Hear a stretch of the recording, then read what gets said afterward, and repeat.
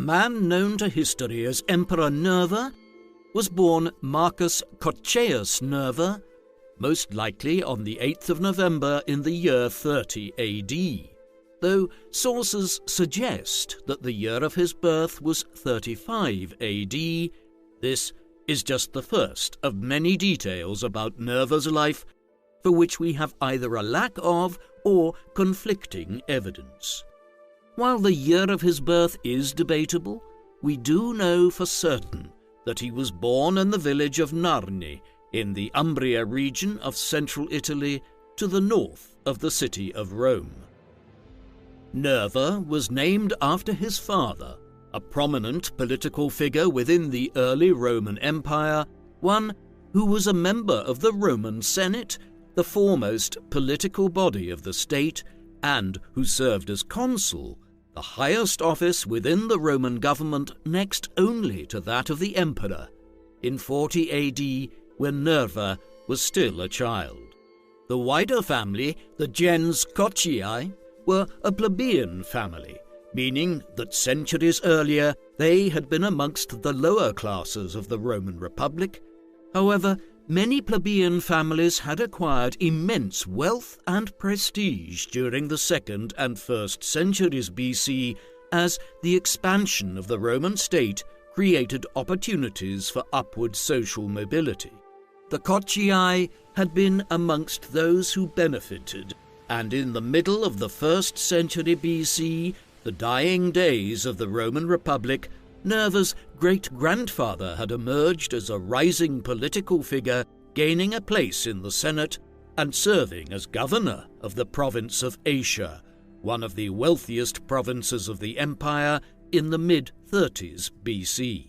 Hence, by the time Nerva was born, the family had been a well-established political family for nearly a century.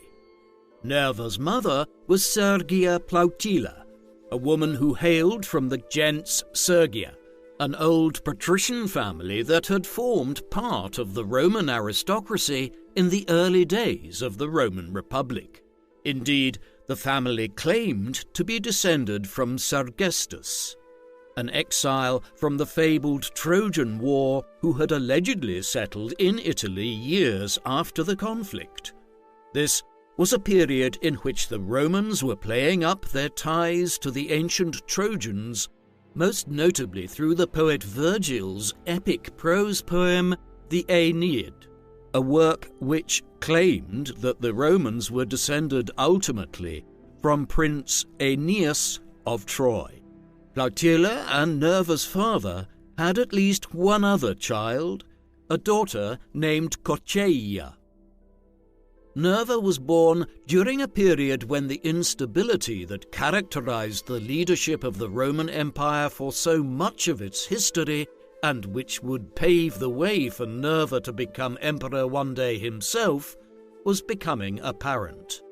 The first Roman emperor, Caesar Augustus, who established the idea of the principate that one man had primacy above all others within the Roman state, had reigned for 4 decades between 27 BC and 14 AD. His had been a highly successful reign, and there is every indication that he was immensely popular amongst the Roman people, not least because he brought peace after decades of civil war which had destroyed the Roman Republic. This was not the case with his successors, though. When Nerva was born, Augustus's stepson Tiberius had been emperor for many years. He was an unpopular ruler who spent much time absent from Rome at his villa on the island of Capri, where it was said he lived a life of debauchery. Several years later, Tiberius was succeeded by the young Caligula, popularly regarded as a deranged individual who, it was claimed, wished to make his favourite horse, Incitatus, a consul of Rome. Before he could do so, Caligula was killed in a palace coup in 41 AD to be succeeded by his paternal uncle Claudius. Emperor Claudius brought sanity and stability back to affairs, but the dispatching of Caligula had set a precedent. If an emperor did not have enough support either amongst the military or the Senate and the people of Rome, he could be overthrown. Such a scenario was to bring Nerva to the imperial office himself one day.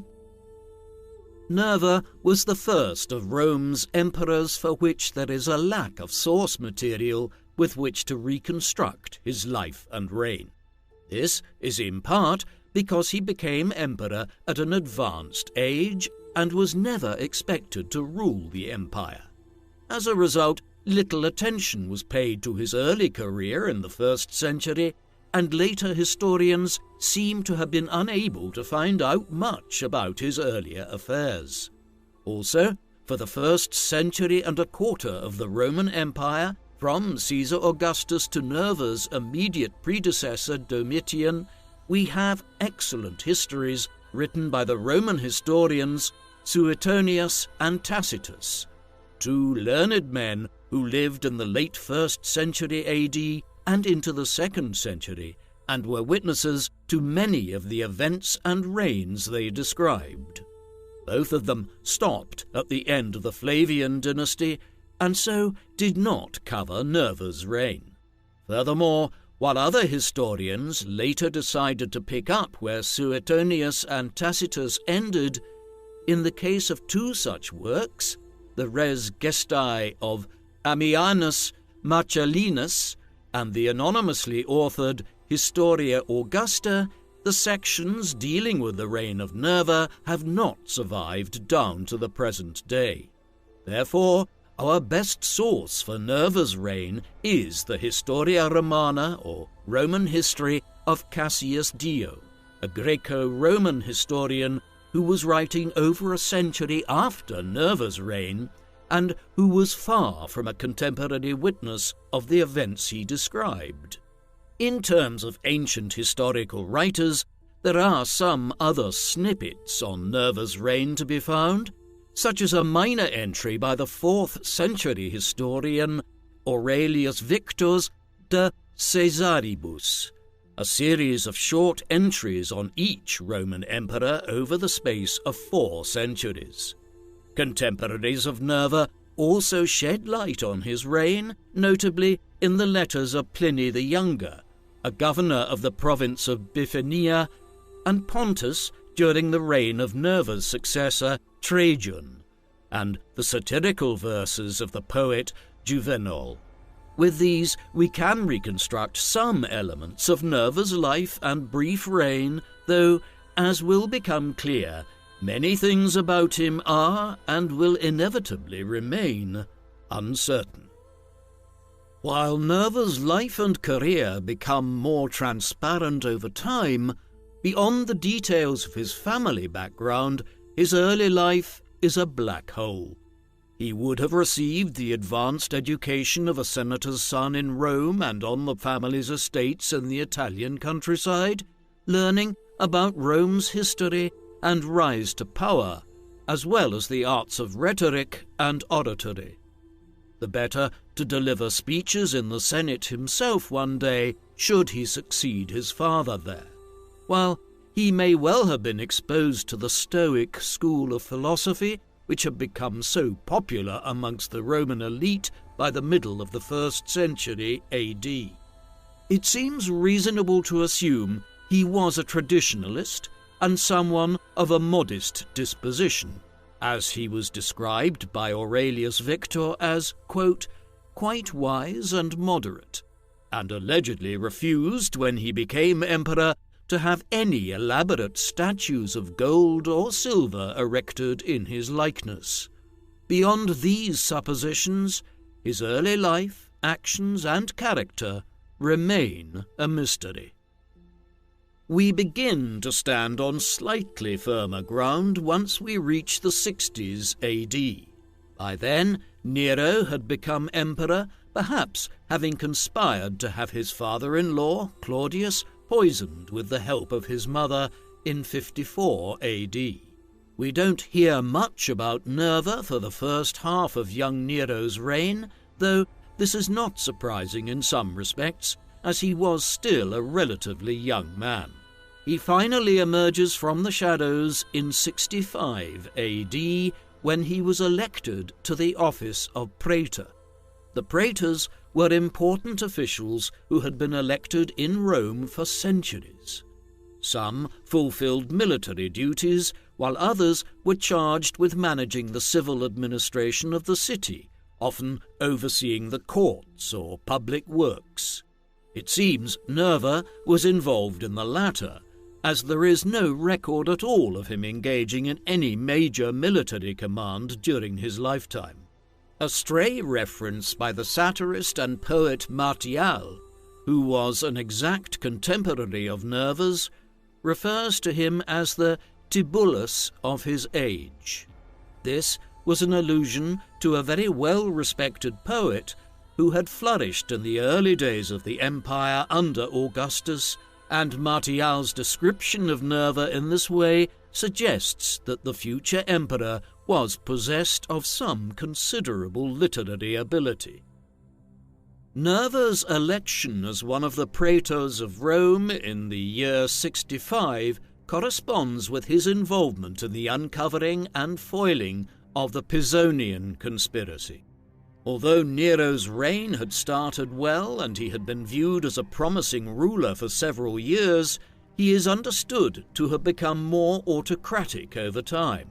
The Great Fire of Rome in 64 AD was a turning point, with Nero's decision to requisition large swathes of land in the centre of the city in the aftermath of the fire in order to build himself a grand palace, generating hostility amongst both the common people and the political classes. The following year, a conspiracy was initiated by a leading Roman politician, Gaius Calpurnius Piso. He recruited many members of the Senate and elements amongst the Praetorian Guard.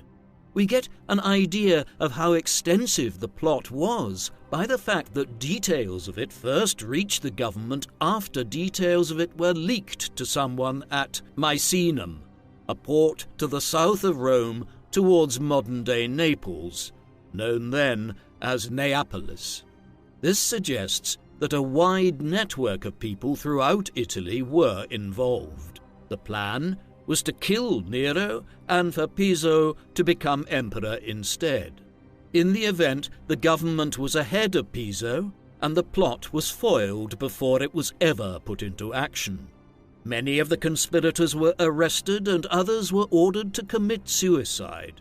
Although the details are unclear, Nerva was central to uncovering and foiling the Pisonian conspiracy, and in the aftermath of it, he was much lauded and a statue of him was set up in the imperial palace to honour his service. The Pisonian conspiracy was simply the prelude to a more significant revolt against Nero. The following year, a revolt broke out in the east of the empire in Judea, where the Jewish population were angered by decades of their religion being disrespected by successive emperors and governors of their province, as well as the desecration of the sacred Temple of Jerusalem by the Romans. The first Jewish revolt acted as a catalyst for discontent at Nero's rule to emerge elsewhere, and in the year 68 AD, simultaneous revolts broke out amongst the governors of the provinces in Gaul and Hispania. One of these, Servius Sulpicius Galba, eventually marched on Rome and was declared as emperor. When it became clear to Nero that neither the Praetorian Guard nor the Senate were willing to support him, he fled from Rome and committed suicide. Galba was in turn overthrown in a palace coup in January 69 AD, following which Marcus Salvius Otto, a former governor of the province of Lusitania around modern-day Portugal, was proclaimed as the new emperor by the Praetorian Guard.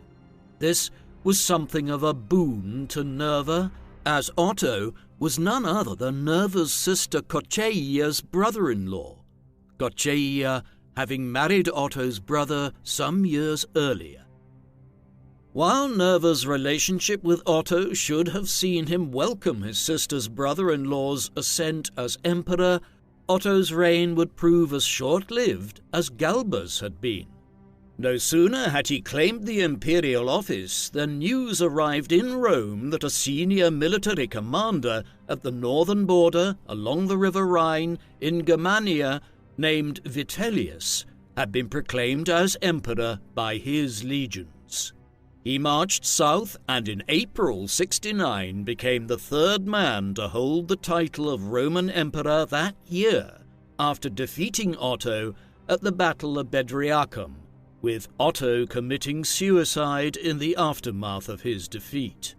There was no honeymoon period for Vitellius either. Yet another military commander, Titus Flavius Vespasian, soon emerged as a rival far to the east. Vespasian was in charge of suppressing a major revolt of the Jewish people in Judea at the time, and soon had gained the support of the legions across the eastern Mediterranean. In the autumn, forces loyal to him began to descend on Italy, and early that winter, Vespasian's faction defeated Vitellius's, ensuring that Vespasian became the fourth and final emperor of the year 69 AD. There would be no further rival, and a new dynasty was formed, the Flavian dynasty, one which would rule Rome for over a quarter of a century. As with Otto's accession at the start of the year, Vespasian's claiming of the imperial title at the end of the year of the four emperors benefited Nerva.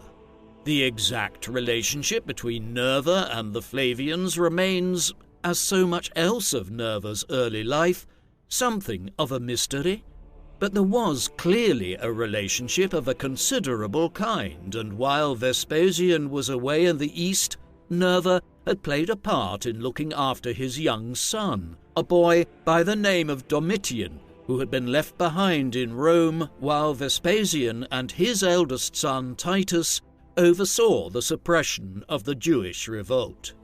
He continued to do so for months after Vespasian became emperor, as he was still in the eastern Mediterranean.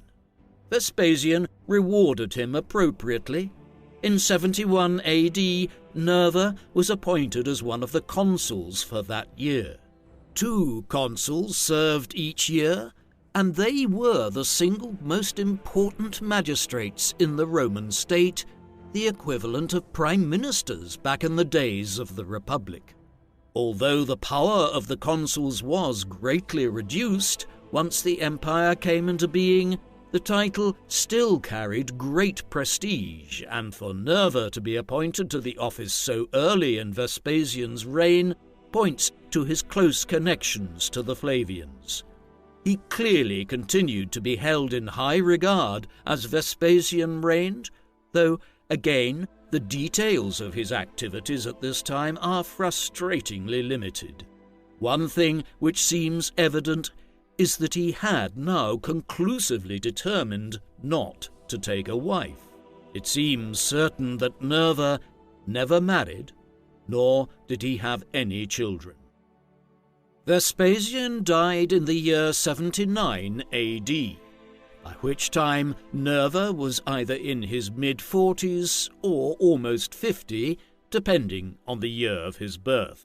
He was succeeded by his eldest son Titus, the first time in Roman imperial history that an emperor was succeeded by his biological son. By all accounts, Titus was extremely well liked, which ensured that his death, just 2 years into his reign, was all the more lamented. Having only had daughters, Titus did not have a son to succeed him, and so his younger brother Domitian now became the third emperor of the Flavian dynasty in a swift turnover of rulers. Some suspected at the time that Titus's rather sudden and somewhat unexplained death in his early 40s was suspicious, and queried if foul play by Domitian had led to him assuming the imperial title in 81 AD. His accession certainly did not damage Nerva's career prospects. In fact, if Suetonius's biographical history of Domitian's life and reign is to be believed, there is a possibility that Nerva had engaged in sexual relations with the new emperor many years earlier. It must be said, though, that Suetonius, while a tremendously useful historian and source for early imperial history, was also prone to injecting scandalous anecdotes and gossip into his work, and was trying to suggest that Domitian was possessed of poor morals by inferring he had prostituted himself in some way as a young man. Whether Suetonius's statement can be read literally in any way may be unclear, but there is no doubt that Nerva continued to find some favour with Domitian as emperor in the 80s. It was a peculiar reign, one which mimicked that of Nero 3 decades earlier to a great extent. Domitian was well liked to begin with, and had some promising years as emperor. Then it all started to go wrong. His great sin was in failing to maintain the support of a majority of the key constituencies, which any Roman emperor needed to be able to rule effectively and to preserve his position.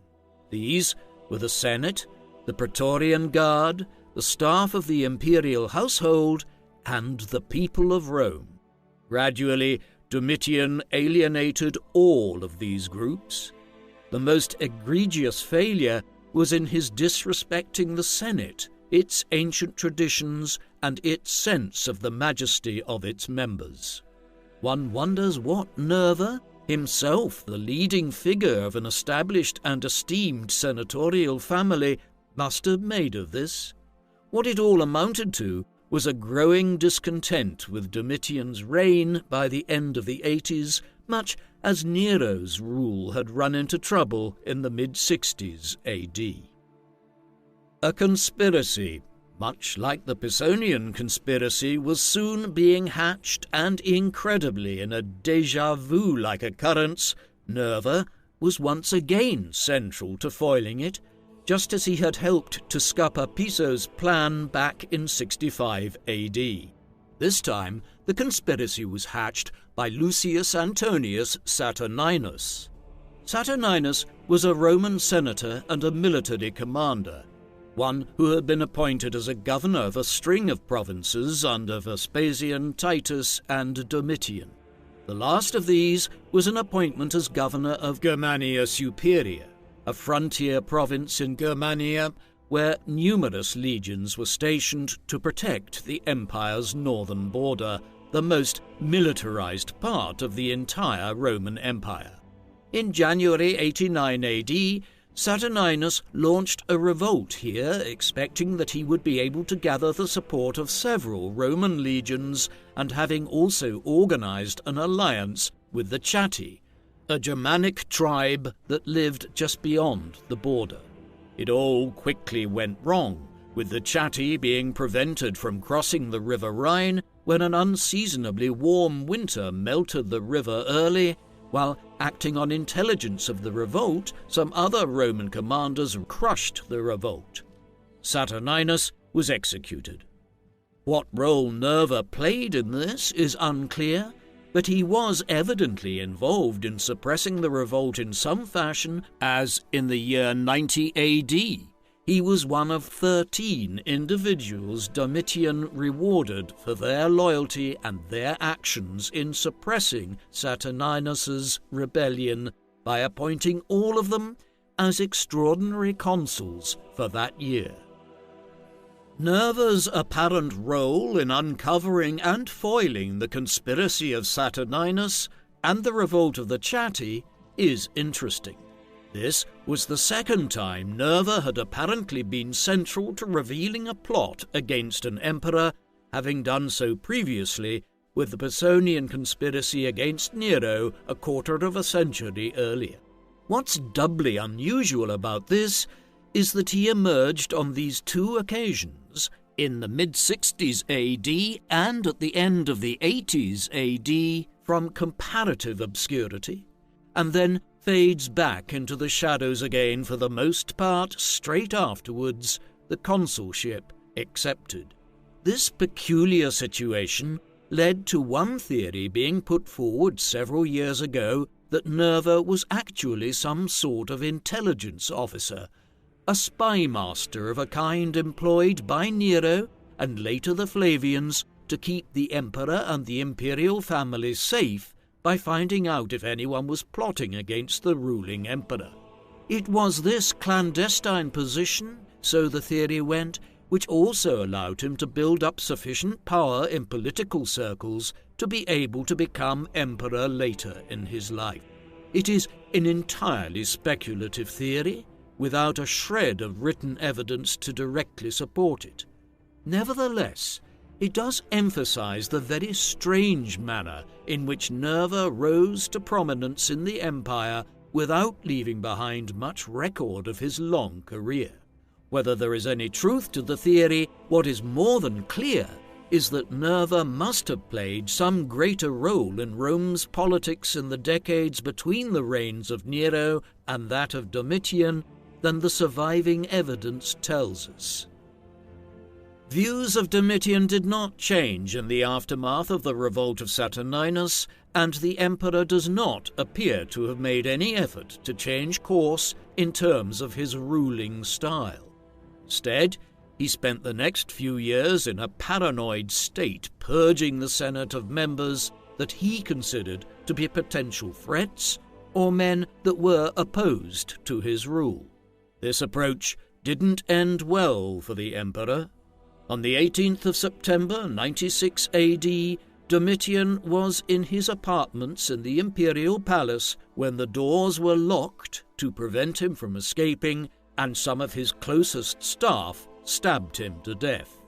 It is evident that this was a wide-ranging conspiracy which involved some of Domitian's staff who had become fearful for their own lives, along with elements within the powerful Praetorian Guard and the Senate. The complicity of influential senators is apparent in that Domitian's blood had barely settled when the Senate had convened and began deliberating on who should succeed the emperor. The Fastia Ostiensis, a public inscription listing the dates of the appointment of different officials and emperors in Rome between 49 BC and 175 AD, set up in the port of Ostia near Rome, tells us this meeting occurred the same day that Domitian was assassinated. In an extraordinary convocation, the first of its kind in Roman imperial history, the Senate effectively elected an emperor for the very first time. The man they chose to succeed Domitian was none other than Marcus Cocceius Nerva. It is hardly surprising to learn that historians of the Roman Empire have long queried whether Nerva played an active part in the conspiracy which led to Domitian's assassination, given that he was elected as his successor just hours later. Still, despite the issue being long debated, no conclusive answer has been found. The fragmentary source material simply does not allow for more than speculation, and by its very nature, a conspiracy to murder an emperor tends to be secretive. Moreover, the two best sources for Domitian's assassination, Suetonius and Cassius Dio, openly admit that the identity of the conspirators was a matter of hearsay. On the other side of things, we know that Nerva pardoned many of Domitian's former allies and did not exact revenge against the Flavian faction after he became emperor for the perceived abuses of Domitian's reign. Given all of this, most historians have concluded that Nerva was perhaps aware of the conspiracy but was not a leader of it. Instead, he was chosen by the Senate to become emperor because he was a consensus candidate, a respected, uncontroversial figure, one who had the support of a lot of the traditionalists within the Senate, but who had also been an ally of the Flavians and so was able to reconcile any factions which might emerge once Domitian was assassinated, and so prevent a civil war of the kind which had occurred back in 69 AD, the year of the 4 emperors. As they met to appoint a successor to Domitian, the senators would also have been aware that Nerva was an elderly man and childless. He was a good candidate to serve as an interim emperor while a more long-lasting solution was found, though it was assumed that he would not rule for long, being 66 years of age already, if Cassius Dio was correct in suggesting his year of birth was 30 AD. Nerva's first acts were to overhaul the government and reform both the courts and the civil administration in the aftermath of the supposed years of tyranny under Domitian. Treason trials, for instance, were abolished, and many people whose cases were pending before the courts for some alleged crime against Domitian and his government were quickly pardoned and allowed to return to normal life. There were no such things as large prisons in Roman times. The punishments which one might suffer instead centered on being enslaved, being crucified, or forced to commit suicide, being press-ganged into the military or the navy, or being exiled.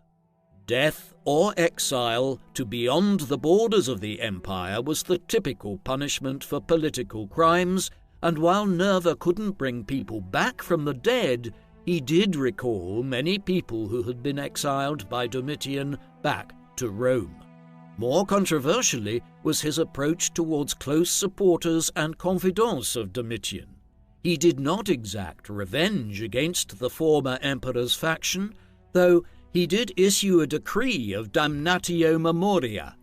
This was a Roman process whereby the memory of a deceased individual was condemned and steps were taken to destroy all records of their ever having existed. In this case, by removing Domitian's name from public places around Rome, having statues of him defaced, and generally tearing down the public monuments erected in Domitian's honor. The cornerstone of Nerva's reign was the re-establishment of harmonious relations between the imperial household and the Roman Senate. Nerva had been around a long time when he became emperor. He had seen both in the mid-60s AD and again 30 years later with Domitian that both emperors had brought about their own downfalls by losing the support of both the Senate and the Roman military.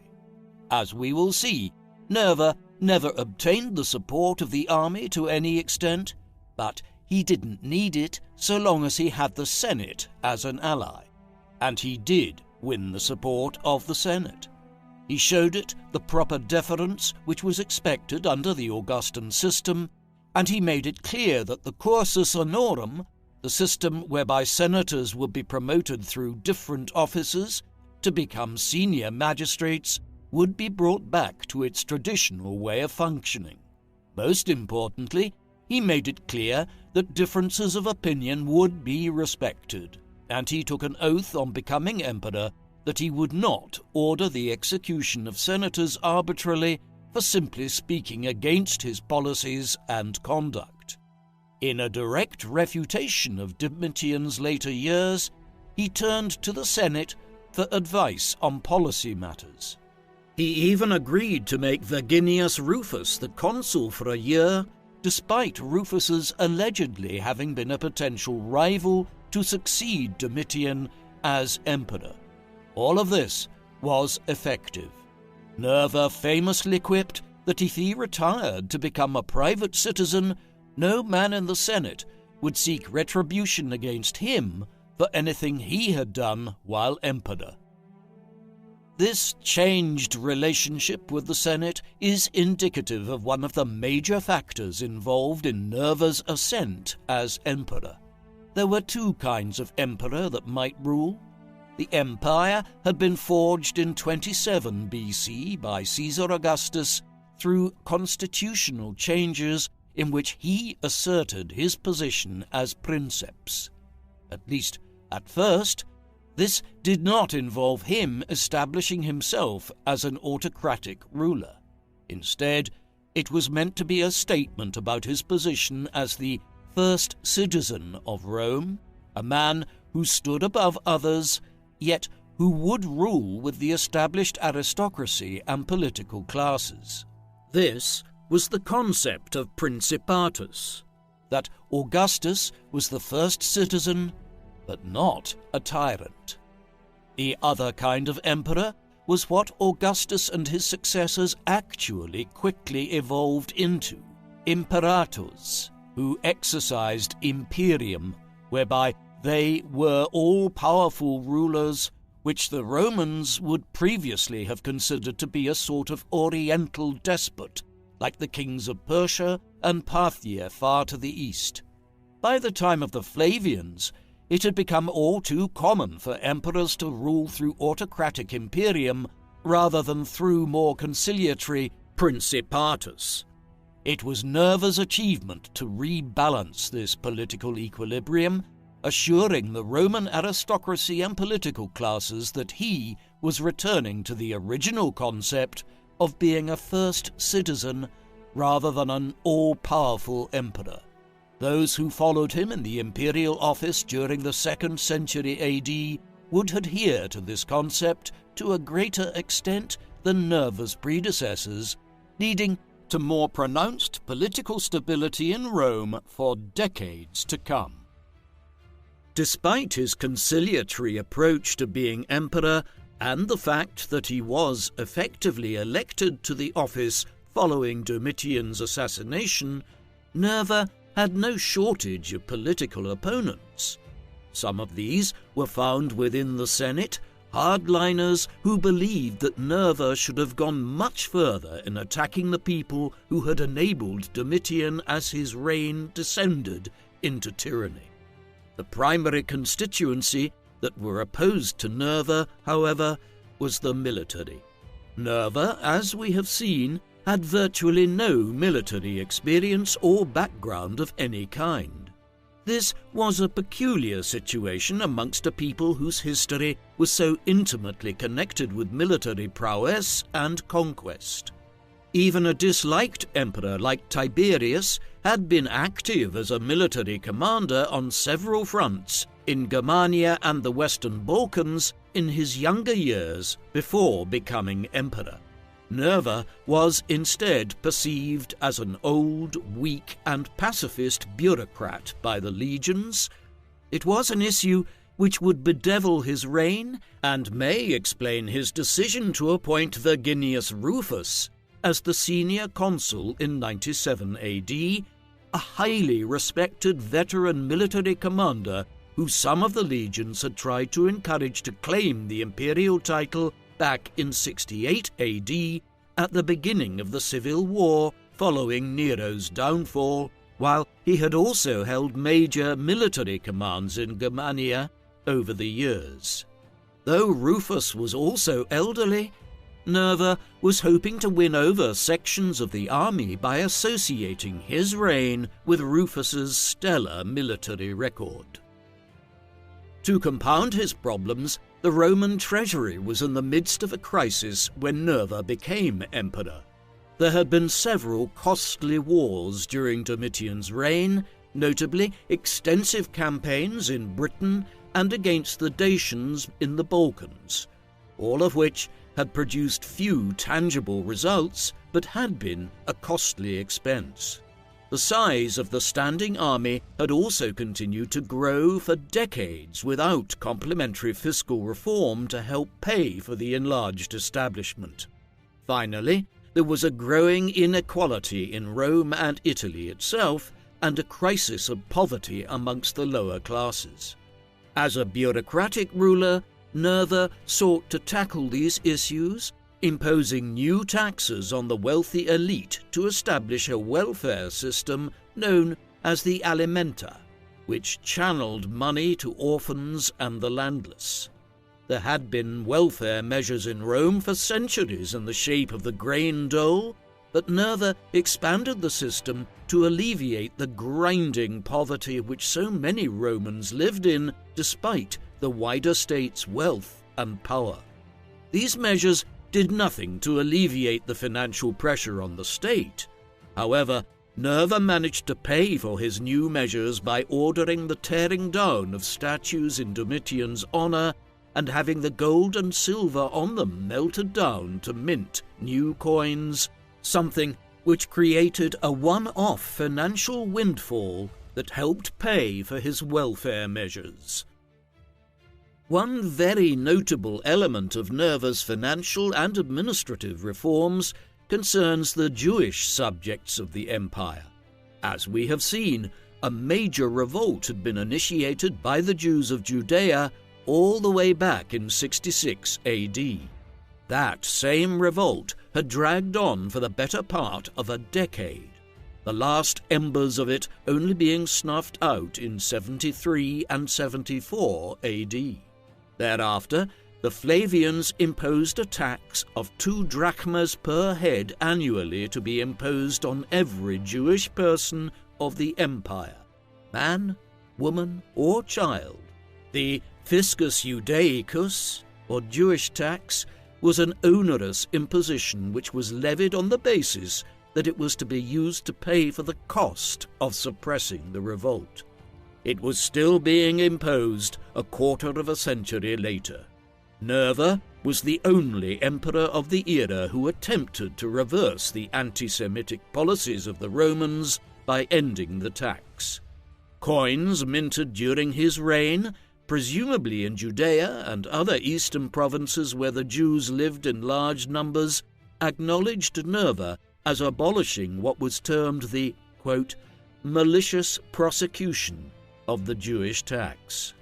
This approach was quickly reversed, and Nerva's successor, Trajan, would reimpose the fiscus Judaicus. It is notable that Nerva tried to intervene concerning what he deemed to be an unjust policy. He was right to do so on a practical level too. With the fiscus Judaicus reimposed by Trajan, 2 further massive Jewish rebellions would follow. There were other measures enacted by Nerva that steered more towards social reform. From Cassius Dio, we learn that he promulgated a law that prohibited any man from being made a eunuch. A eunuch in ancient times was an individual who was castrated. In some Oriental courts, such as those of the rulers of the Persian Empire between the 6th and 4th centuries BC, eunuchs became prominent as officials who were charged with managing the king's harem. Over time, they gained in influence within government, and eunuchs remained a powerful group of individuals at the courts of many Eastern rulers over the centuries, as late as the early 20th century in the case of the Ottoman Empire. The Romans generally looked down on the practice and equated it with the Oriental culture of their great Eastern enemy, the Parthians. There were, nevertheless, a growing number of eunuchs in the Roman Empire by the late 1st century, many being slaves exploited for sexual purposes, others being religious figures. Nerva was clearly unhappy at the development, and attempting to prohibit it was one of his pieces of social reform. Other Nervan legislation banned men from marrying their nieces, a measure which reversed a decree that had been passed back in 49 AD to allow the Emperor Claudius to marry Agrippina, the daughter of his deceased brother Germanicus. There is the sense here of a ruler determined to reimpose traditional Roman values in a society which he perceived to be in moral decline. Presumably, Nerva's efforts to prohibit the proliferation of eunuchs and uncles marrying their nieces would have had little impact on the lives of many Romans. The lives of the Eternal City's inhabitants would have been much more impacted on by his decision to complete a building project which Domitian had started. This was a grand new imperial forum in the city centre. Over a century earlier, Julius Caesar had laid out the first Roman forum, a large public space of temples, markets, civic buildings, monuments, and colonnaded walkways, effectively a grand open area which was both a civic amenity and also a piece of propaganda designed to promote the reputation of the builder. Augustus had imitated him, and Vespasian had also built a very small forum during his reign. Domitian had ordered construction of one early in his reign, and now Nerva completed and opened it in 97 AD. The Forum of Nerva is the smallest of the imperial fora in central Rome. Perhaps the most impressive building when it stood in all its grandeur was a temple of Minerva, which dominated the western end of the forum. This was in honor of the goddess of wisdom, music, and poetry, who was the direct Roman equivalent of Athena, for whom the Parthenon was built on the Acropolis of Athens half a millennium earlier. Elsewhere, there was a temple to the god Janus, a deity who had an especial significance in Rome, as the doors of a much older temple of Janus were symbolically opened and closed, depending on whether the Roman state was at war at a given time or not. The Forum of Nerva was not the only public works program that Nerva was responsible for furthering during his brief time as emperor. One of the great achievements of the Romans was the infrastructure that they developed across their empire, notably the roads and the aqueducts that supplied water to their cities and towns. To expand the system and make repairs, Nerva appointed a military engineer by the name of Sextus Iulius Frontinus, a veteran of the wars in Britain and a former consul, as curator aquarum, overseer of the aqueducts.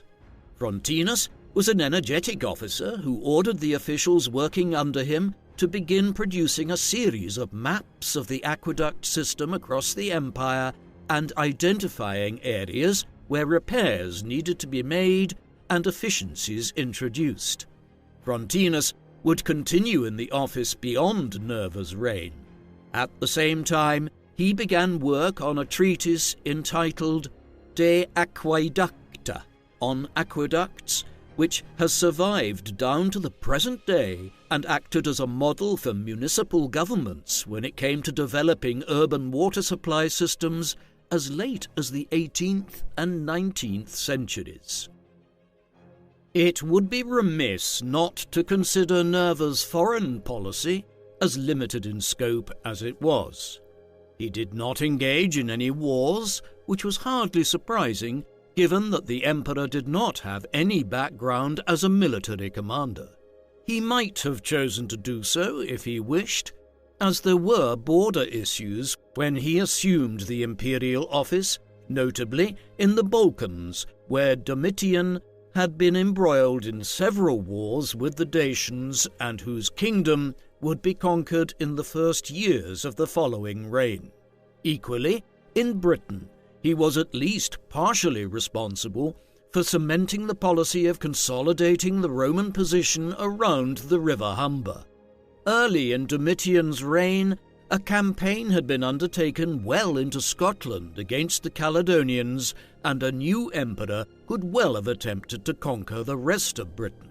Nerva didn't, and his successors would broadly follow his lead, building defensive walls across northern England and southern Scotland, rather than attempting to proceed into the economically and strategically valueless Scottish Highlands. There were stirrings elsewhere, with tribes such as the Suebi, Sarmatians, and Quadi rumbling on around the border area in Germania and the land corridor that separated it and the river Danube. Trouble would begin to emerge here decades later, something which Nerva made some preparations for in ordering the strengthening of the Limes Germanicus, the name for the massive northern border which stretched from the North Sea along the river Rhine and through Central Europe to the Danube and the Balkans. The issue of the succession had emerged immediately once Nerva became emperor. Depending on whether Cassius Dio or Aurelius Victor's account is correct, Nerva was either 66 or 61 years of age when he was elected as emperor by the Senate in the early winter of 96 AD. Life expectancies were relatively high for the Roman elite in imperial times, once a person survived the hazards of infancy and childhood. It was not uncommon for a person of Nerva's social status to reach their late 60s or even live into their 70s. But people living beyond 75 years was rare. Hence, if Dio's account is correct, and most historians tend to trust him over Aurelius Victor, Nerva was not expected to live for many more years when he became emperor. Moreover, he was childless and would have to choose a successor. It was probable that Nerva's first choice was Marcus Cornelius Maternus, an experienced political figure who had served as consul on several occasions and was a member of the Senate and had governed numerous provinces since the short reign of Titus. At the time of Nerva's accession, he was the governor of the wealthy province of Syria and was stationed along the eastern border with a large army. His experience and his military record would have recommended Maternus to Nerva, and a contemporary of these events, Pliny the Younger, later wrote that a powerful eastern commander was initially being prepared by Nerva to succeed him, a reference almost certainly to Maternus. While Maternus might have been a judicious choice, he wasn't favoured by those that mattered, the heads of the Praetorian Guard and the other legion commanders along the northern frontier in Germania. More than any other political grouping in the history of imperial Rome, it was the Praetorians and the commanders of the legions stationed along the rivers Rhine and Danube that decided who became emperor and who didn't. In this particular case, they seemed to favour a different candidate. His name was Marcus Ulpius Trajanus, a member of a well-regarded Roman family that had colonized part of Hispania 3 centuries earlier. All previous emperors had hailed from Italy. However, Trajan was a very well-liked military commander, and at the time of Nerva's accession was one of the most senior army commanders on the Rhine border in Germania. Over time, it became apparent to many that Trajan was a more esteemed potential successor than Maternus. There is nothing to indicate that Nerva was opposed to Trajan's candidacy, simply that he was more inclined to pick Maternus. His hand was forced, though, in the course of 97 AD.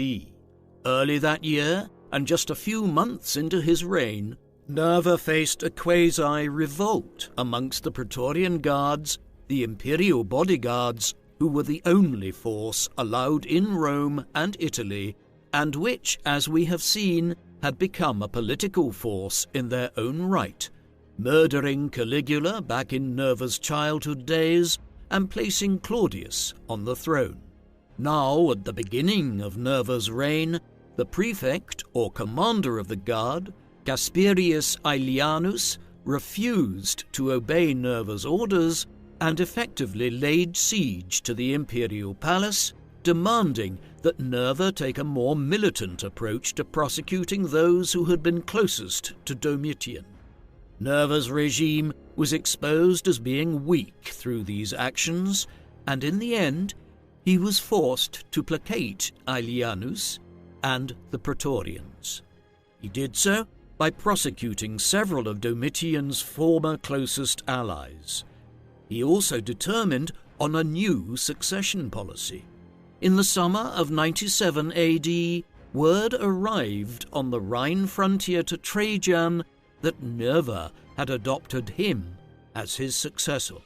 With this, the military standoff in Rome ended and the succession issue was resolved. Historians have debated the nature of the regime thereafter. Some hold that Nerva remained in position as emperor, but there was now effectively a period of dual administration, with Trajan ruling in association with Nerva from Germania.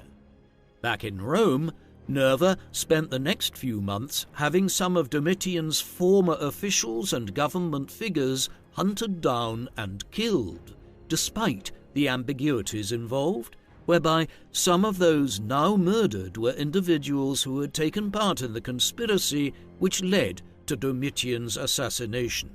Otherwise, beyond overseeing the implementation of some of the existing policies and carrying out more formal duties, such as the opening of the Forum of Nerva, the emperor seems to have entered a semi-retirement after arranging for Trajan to succeed him. Cassius Dio presents this as the enlightened policy of a ruler who had settled on a successor of much ability and who now felt confident enough to ease his workload, sure that the state would be in capable hands going forward. Dio's account may be a bit fanciful.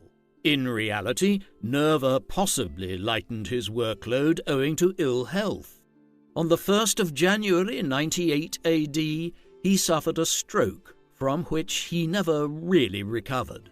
4 weeks later, on the 27th of January, he died while convalescing at the gardens of Sallust, a villa and gardens developed by an earlier Roman politician and historian in the northeast of the city. Aurelius Victor tells us that on the day that Nerva died, there was a solar eclipse. He was buried in the Mausoleum of Augustus, the early imperial tomb on the Campus Martius in the city centre. In keeping with a well-established tradition for Roman emperors, he was deified almost immediately afterwards.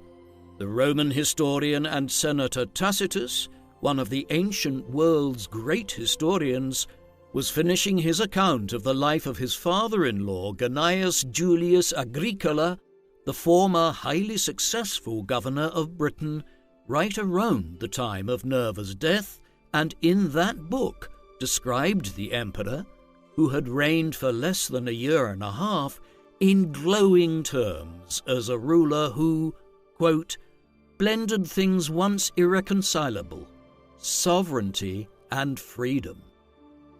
Nerva's death could well have ushered in a new civil war in the vein of that which was seen back in the year of the 4 emperors, though it didn't. News was quickly conveyed north to Trajan on the Rhine border in Germania. He seems to have been quietly confident that he wouldn't be challenged by any other rival, as he did not rush southwards to Rome to seize power as quickly as possible. Instead, he spent months progressing around the northern provinces, perhaps assuring the large number of legions here along the frontier that he would show them greater favour than the pacifist Nerva had. And that is exactly what happened.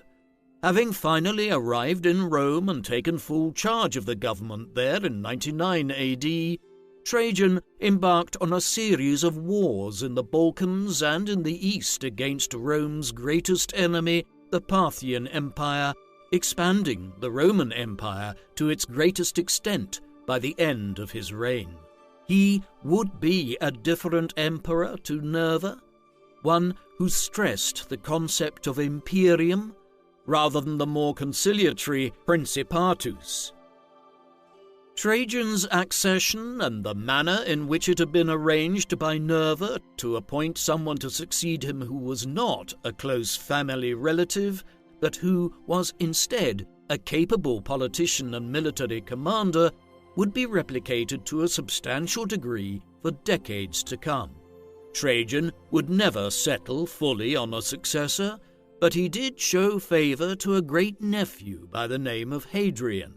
The pair did not have an immensely warm relationship, yet the promotion of him to a position where he could one day succeed Trajan was wise. Hadrian turned out to be an immensely talented administrator, a ruler who secured the borders and engaged in wide-ranging judicial, administrative, and economic reforms. His successor, Antoninus Pius, and the emperor after that, Marcus Aurelius, were each successful in their own ways despite a brutal plague epidemic ravaging the empire in the middle of the 2nd century. Owing to all of this, the period between Nerva's accession in 96 AD and the end of Marcus Aurelius's reign over 80 years later has become known as the reigns of the 5 good emperors.